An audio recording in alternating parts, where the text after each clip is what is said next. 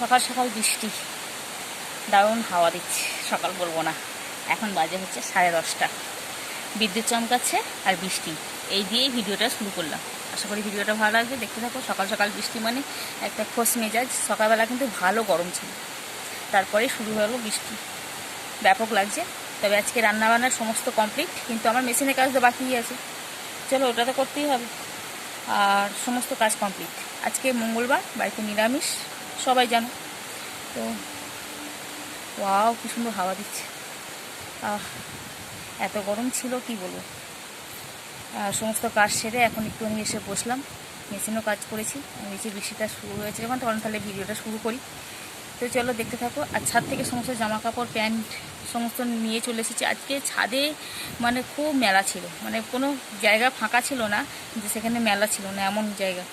সুচরিতার, আমার, নিচের পূজার, মায়েদের সমস্ত কিছু একটু আগে সমস্ত তুলে নিয়ে এসে সমস্ত কিছু শুকিয়ে গেছে। খালি প্যান্টের কোমরগুলো ভিজে আছে, ব্যাস। কেন আমি যেহেতু অনেকটা সকালে কাচি, তাই আমারটা মোটামুটি শুকিয়ে গেছে, সবই শুকিয়ে গেছে। খালি প্যান্টের কোমরগুলো, জিন্সের প্যান্ট যেহেতু, সেই জন্য কোমরগুলো ভিজা। আর জিন্সের প্যান্ট হোক, গেঞ্জি কাপড়ের প্যান্ট হোক, কিন্তু কোমরগুলো ভিজা থাকেই।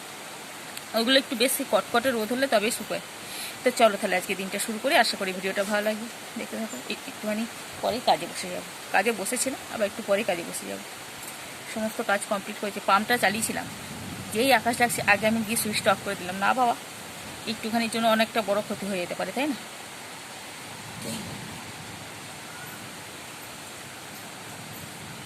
আর কালকে বিয়ে বাড়ি যাওয়া মানে একটুখানি তো ছনু নিয়ে গেছে, ছনুর জন্য আলাদা, আমরা গেছি। সেই সব জামা কাপড় রোদ্দুরে দিয়েছিলাম। সকালে ভালো একটু রোদ্দুর হলো দেখে বার করে দিয়েছিলাম সমস্ত কিছু। তো অনেক জামা কাপড়ও ছিল, সেগুলো ভাঁজ করে, এখানে ভাঁজ করে দেখতে পাচ্ছি তো। দেখো, এখানে জামা কাপড় ভাঁজগুলো করে রেখে দিই। এখন আর আলমারিতে তুলছি না, কেননা কিছু কিছু যে প্যান্ট আছে ওগুলো মনে হচ্ছে পাখার হাওয়াতে শুকিয়ে যাবে, কেননা আর আজকে মনে হচ্ছে বৃষ্টি থামবে বলে মনে হচ্ছে না। সেইগুলো একবারে ভাঁজ করে তুলে দেবো। আর আমাদের আয়রনটা না খারাপ হয়ে গেছে। সেই আয়রনটা ভেবেছিলাম যে একবার ঠিক করে নিয়ে আসবো, কিন্তু আর যাওয়াও হচ্ছে না দোকানে, ভুলেই যাচ্ছি। একবার আয়রনটা করে তুলে দিলে তাহলে ঝামেলাটা মিটে যায়। যখন পরা হয় তখন আর মনে থাকে না, আর এরপরে মনে থাকে না তো, ওই জামাগুলো আবার যখন বার হয় না কুচকে যায়।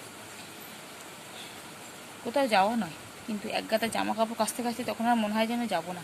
কিন্তু তারপরে মনে হয় যে যখন কিছু নিমন্ত্রণ না পেলে তখন মনে হয় একটা নিমন্ত্রণ পেলে ভালো হতো, নিমন্ত্রণ পেলে ভালো হতো। কিন্তু তারপরে যে খাটুনিটা, বাপ রে বাপ, মাথায় হাত।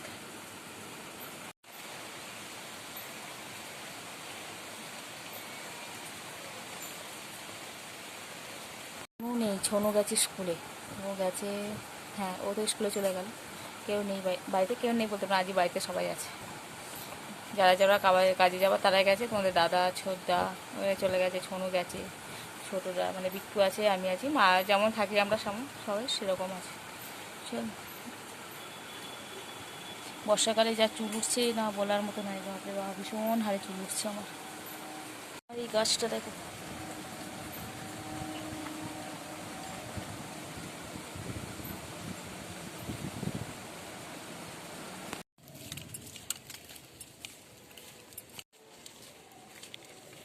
তো দেখো বৃষ্টি কমে গেল, আমিও টুকটুক করে বাইরে বেরিয়ে পড়েছি।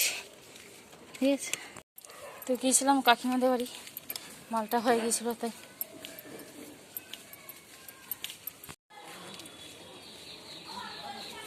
প্যাচ প্যাচ করছে কাদাতে, একটুখানি বৃষ্টি হয়ে গরমটা যখন পড়ে গেল।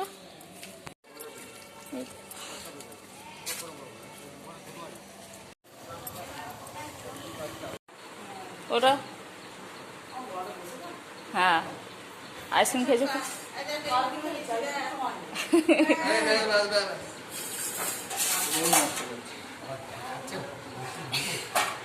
আজকে সয়াবিনের তরকারি, ডাল, আর হচ্ছে বিউলির ডালে বড়ার ঝাল।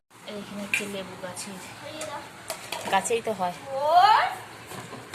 তবে এটা কেনা নয়, বাড়ি।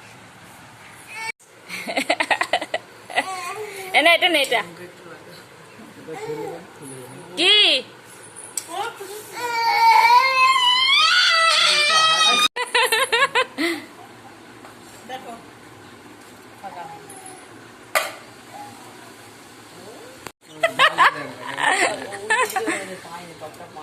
হ্যাঁ হ্যাঁ,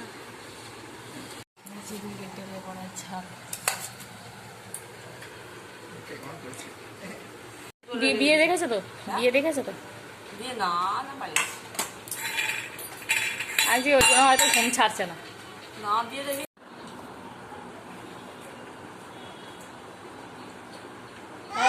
তুই খাবি তো লেবুটা?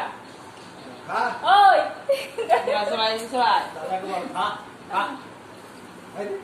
হলুদ হয়েছে 11টার সময় চান করতে গেছে 1টার সময় 1টা কি 2টো মাম্পির বিয়ের সময় সে মাম্পির বিয়ের সময় যেমন খরচ হয়ে যাচ্ছে ওরা তো বলবে খরচ তুলতেই খালি ওরা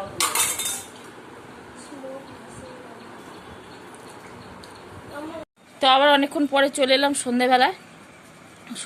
ছনু স্কুল থেকে এলোকে ভাত খাওয়া হলাম সন্ধেবেলা, এটা বিকেলবেলা, আর এখন সন্ধেবেলা সেটাই বলছি।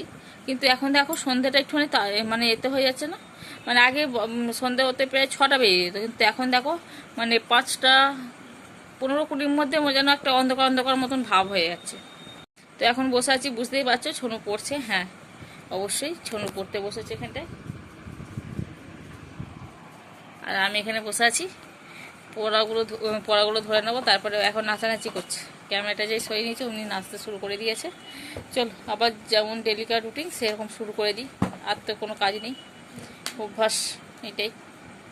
মেশিনে বসেছিলাম একটু, শোনো বলছে না এখন মেশিনে বসবে না, আমার পড়াটা ধরে নাও। তারপরে আমি ঠিক আছে চ ধরে নিতে হবে, না পারলে ঠিক আছে, না পারলে তখন দেবো।